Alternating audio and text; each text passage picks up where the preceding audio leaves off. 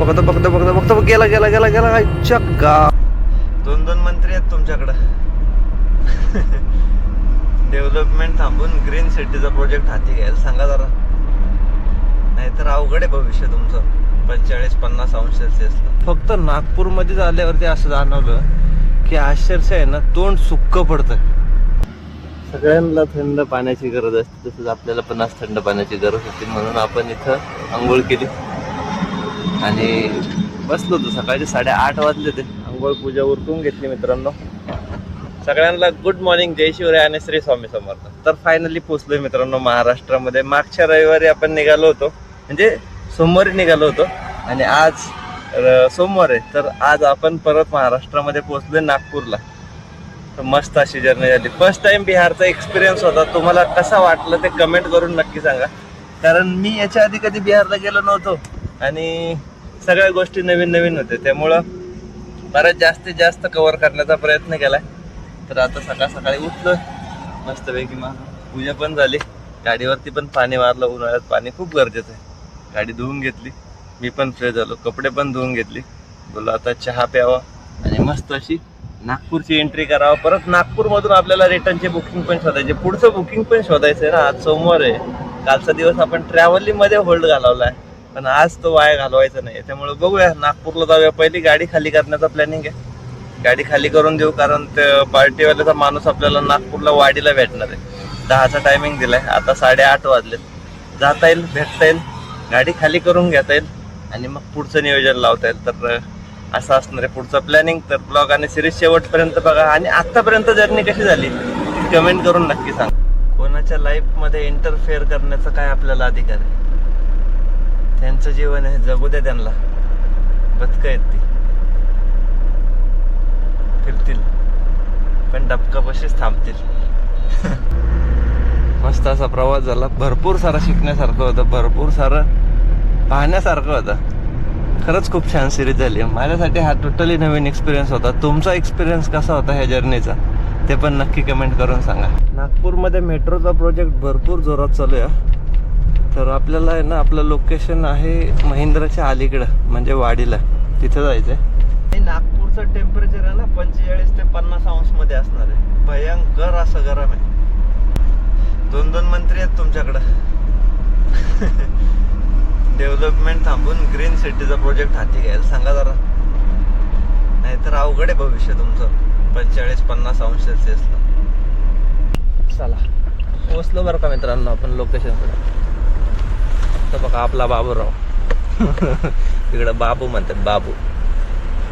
चला बघूया किती वेळ लागतो गाडी खाली व्हायला. आरामसे. चला घेऊया गाडी खाली करून. बरोबर 1 वाजला मित्रांनो. आपण गाडी खाली करून आता आहे ना बाहेर निघून झाडाखाली थांबूया बरं का, कारण पुढचं नियोजन लावावं लागणार आहे आपल्याला.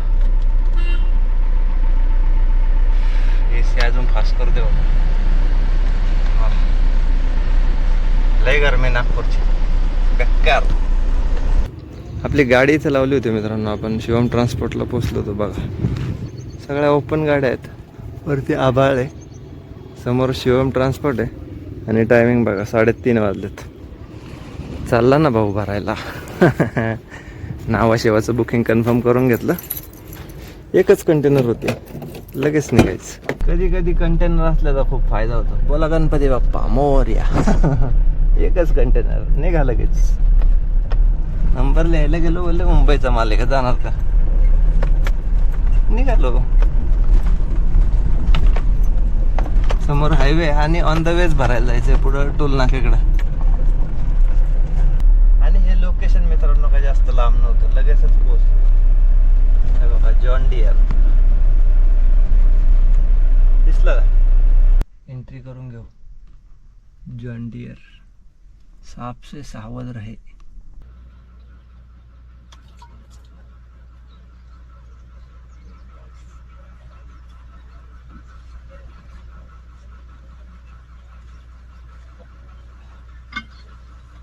बेकार गरमी, बेकार.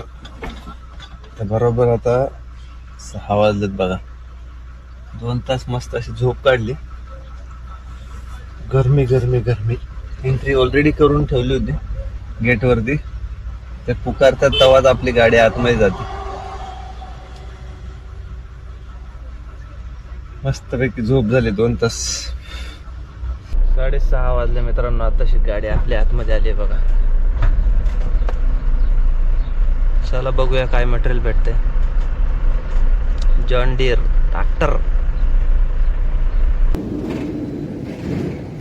पाणी आलं तर मटेरियल पण आलं बाबा बाहेर डायरेक्ट.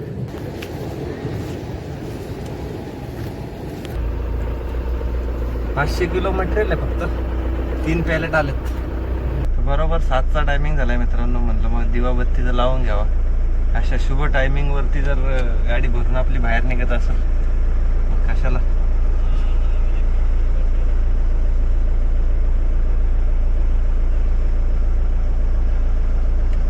इथं पण थांबायची वेळ नाही आलो.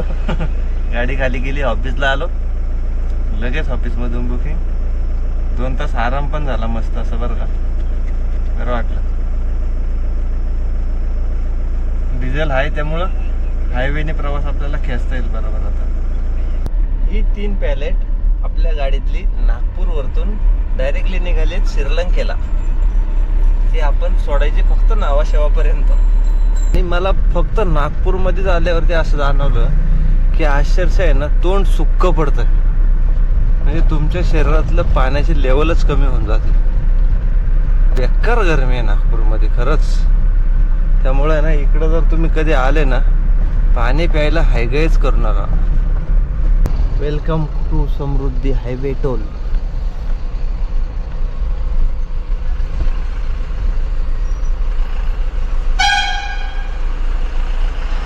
आहे का नाही कोण.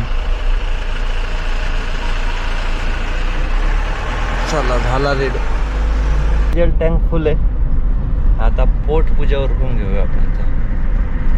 मिस्टर रवी लोकरे. चला जेवायला महाचायवरती. तर ह्या मित्रांनो मस्तपैकी जेवायला चपाती, राईस, डाळ, आलू वांग. वा वा वा.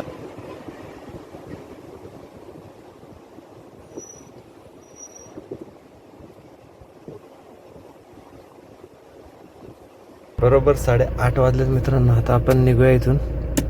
जेवण उरकलं. 150 रुपयाची थाळी होती बरं का. 1 ऑन, 2 ऑन, 3री ऑफ. चला करूया अशी जर्नी सुरू. 800 किलोमीटरचा प्रवास आहे. भरपूर असा रात्रीचा कव्हर करायचा आहे. आणि रात्रीचा सुद्धा मी AC लावूनच प्रवास करणार आहे. कारण काय माहिती आहे मित्रांनो हा टोटली सिमेंटचा रोड आहे.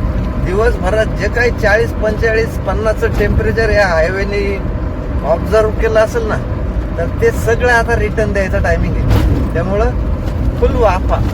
जमिनीतून वाफा. ही सत्य परिस्थिती आहे. कारण हायवे एवढा मोठा आहे. आणि तुम्ही पण मित्रांनो जेव्हा ह्या रोडने प्रवास करत असाल आता 800 किलोमीटरच्या प्रवासामध्ये तुम्हाला गाडीचा रुटीन चेकअप करणं खरंच गरजेचं आहे. कारण दिवसात याच्यावरती लोडच्या गाड्यांचं कामच नाही राहिलं. कारण एवढा गरम होत असेल 100 किलोमीटर हाय RPM वरती गाड्या चालतात. हो डायरेक्ट हाय RPM वरतीच गाडी चालते. आणि तुमचा स्पीड कंट्रोलच राहत नाही. आपल्या कमर्शियल गाड्या 70-80 ने चालतात. कार 100+ चालतात. म्हणजे तुमचा RPM डाऊनच होत नाही. त्यामुळं गाड्या ओव्हरहीट होण्याचे चान्सेस खूप जास्त आहेत. सगळ्यात महत्त्वाचं तुमचं रुटीन चेकअप. टायरांचा प्रेशर, त्यानंतर कुलंटचं लेवल, इंजिन ऑइल वगैरे तुम्ही जर टाइम टू टाइम सर्व्हिसिंग असेल तर त्याच्यामध्ये काही टेन्शन नाही आहे. बट बाकी हे जे पॉईंट आहेत टायरांचे प्रेशर किंवा कुलंटची लेवल किंवा मग डिझेल पेट्रोल. सगळ्यात मोठं टेन्शन आता हे आहे की डिझेल पेट्रोल. कारण डिझेल पेट्रोल भेटतच नाही बरेच लांबपर्यंत. टँक फुल करून निघत चला. जिथं अर्धी झाली तरी तुम्ही त्याला परत रिफिल करून घ्या म्हणजे ते फायद्याचं ठरल. हे बेसिक आहेत. त्याचबरोबर एंटरटेनमेंटसाठी काही गाडीमध्ये जर तुमच्या 2-3 जण असतील तर गप्पा गोष्टी किंवा जर डबल ड्रायव्हर असेल तर आलटून पलटून तासाला. हे बेसिक आहे. हे फॉलो झालंच पाहिजे. नाही तर अवघड आहे. ह्या रोडला तरी अवघड आहे. कारण 800 किलोमीटर आहे हो. असं तुम्हाला सोर्सच नाही आहे मध्ये थांबण्याचा. तुम्ही प्रवास खेचतच राहता नाही का. आपल्या ॲक्सिलेटरवरचा पायच निघत नाही. हे सगळ्या महत्त्वाचे पॉईंट आहेत. तेच तुम्ही पण फॉलो करा, मी पण फॉलो करतो, कारण रोड सेफ्टी खूप महत्त्वाची आहे. लांबचा प्रवास आहे, सगळं आपल्यावरती डिपेंड आहे.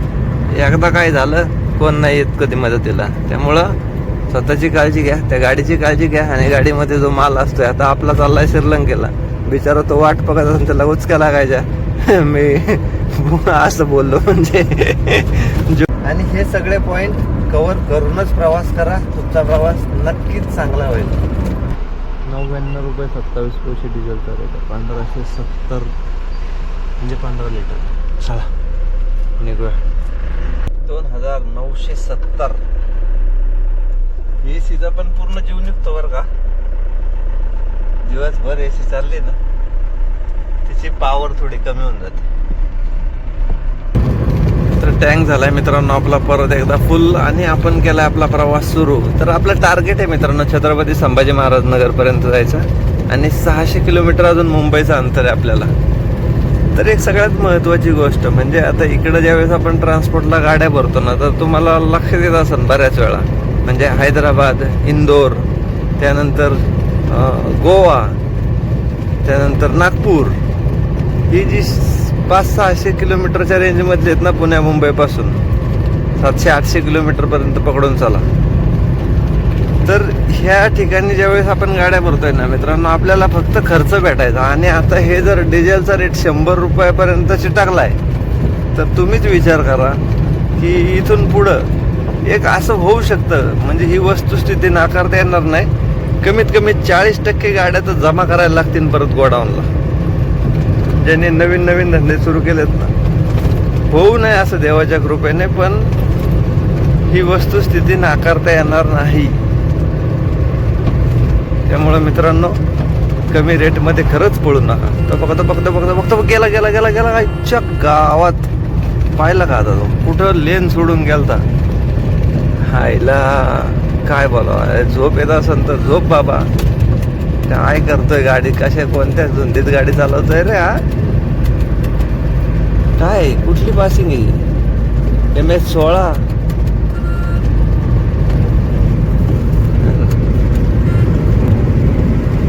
अवघड आहे राव.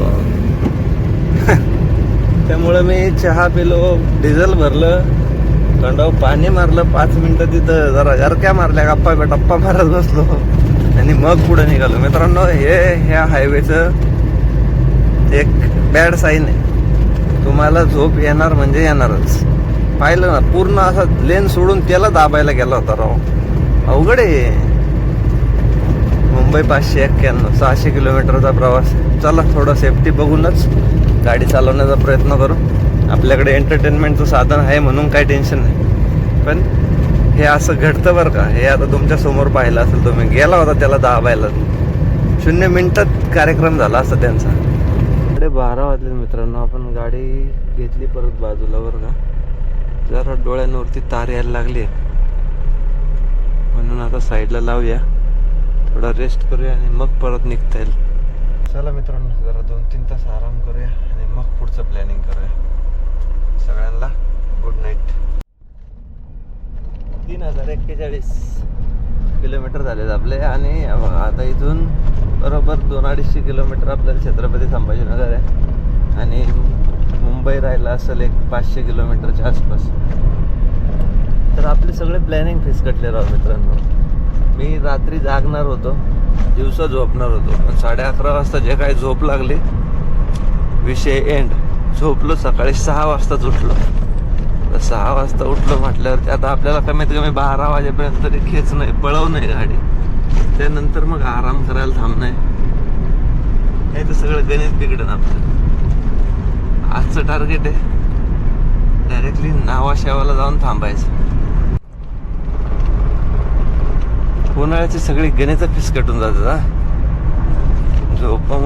झोप म्हणजे आता पाहिलं असेल आपल्याला, असं मन सोक्त थांबून झोप घ्यायला कुठं चान्स नाही भेटला. प्रवासातच चालू आहे, म्हणजे असं नाही का कुठंतरी एखाद्या ड्रॉप लोकेशनला थांबलं आणि पूर्ण रात्रभर मस्तपैकी झोप काढली मग परत फ्रेश मोड, म्हणजे असं नाही ना. डायरेक्ट चालूच. रात्री आलं सकाळी निघालं, रात्री आलं सकाळी निघालं. त्यामुळं मग ते असे झोप येतेच. पूर्ण शरीरातला थकवा राहतोच अंगात. त्यामुळं 2च पोल शिल्लक आहेत डिझेलचे मित्रांनो. आपण सिन्नर एक्झिट पर्यंत आलोय. आता इथं डिझेल भेटलं पाहिजे राव. समोर HP चा पंप आहे. चला बघूया. नॉनस्टॉप गाडी चालू आहे सकाळपासून. टायमिंग झालाय 11. आलो मित्रांनो आपण एंट्रीवरती परत. तर बाहेर जाण्याचं सिक्रेट विचारू नका, तर सिक्रेटच राहू द्या. काही गोष्टी सिक्रेट ठेवणं खूप गरजेचं असतं.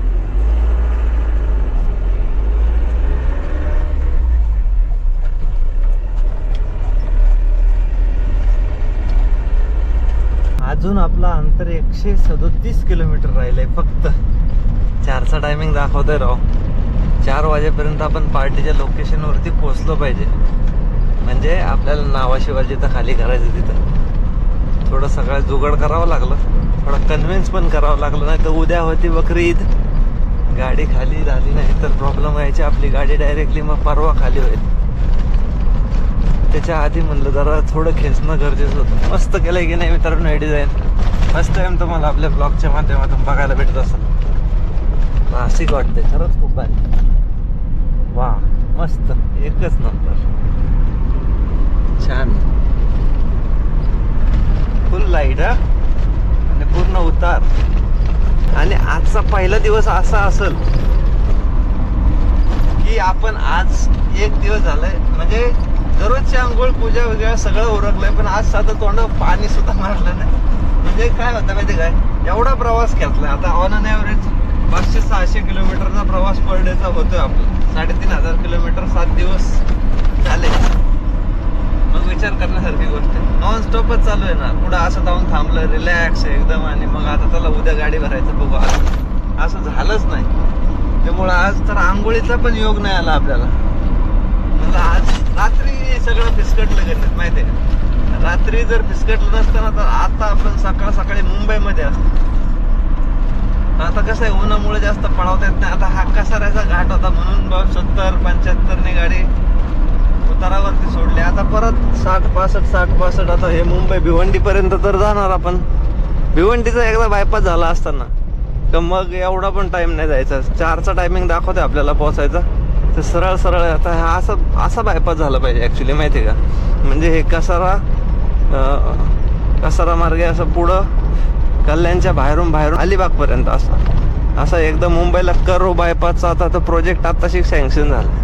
नाहीतर जर तो झाला मग टाइमपासच नाही होणार, कोणालाच टाइमपास नाही होणार. मुंबईमध्ये जायची गरज नाही. समजा आता आपण हायवेने जरी आलो तरी पुण्याकडे जायचं आहे किंवा खाली गोवा लाईनला जायचं आहे 66 नंबरला, तर बाहेरून तो निघून जाईल. त्याला सिटी एंट्री. आता आपल्याला पण भिवंडी काय नाही ट्रॅफिक बिनकामीच लागणार आहे का, आता पर्यायी रस्ता नाही. Welcome back to Mumbai. राहिलंय फक्त 36 किलोमीटर 1 तास. चला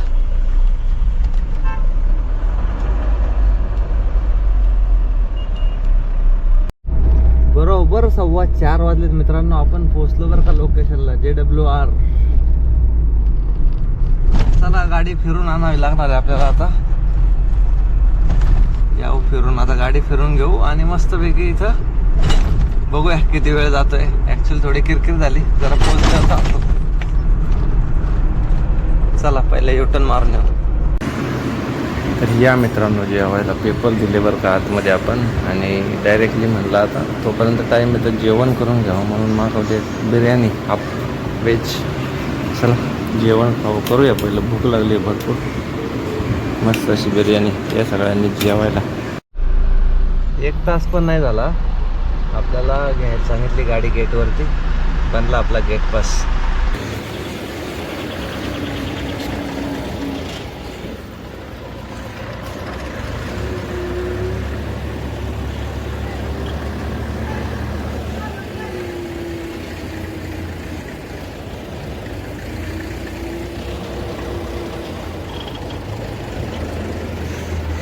वाजले का 6. हे बघा गेट पास. चला आलो एक्झिट गेट वरती. तर आता स्टोरी समजून घ्या मित्रांनो.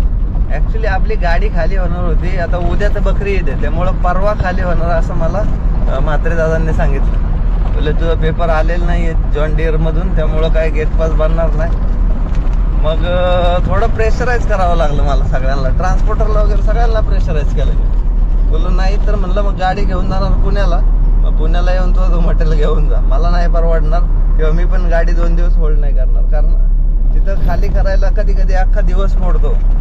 ते सगळ्यात मोठं टेन्शन राहत आहे. आणि आपलं नशीब एवढं जोरात होतं की 2 तासात आपली गाडी खाली होऊन बाहेर पण आली, गेट पास बनून 4:15ला आपण गेटवरती होतो आणि 6 वाजता बाहेर.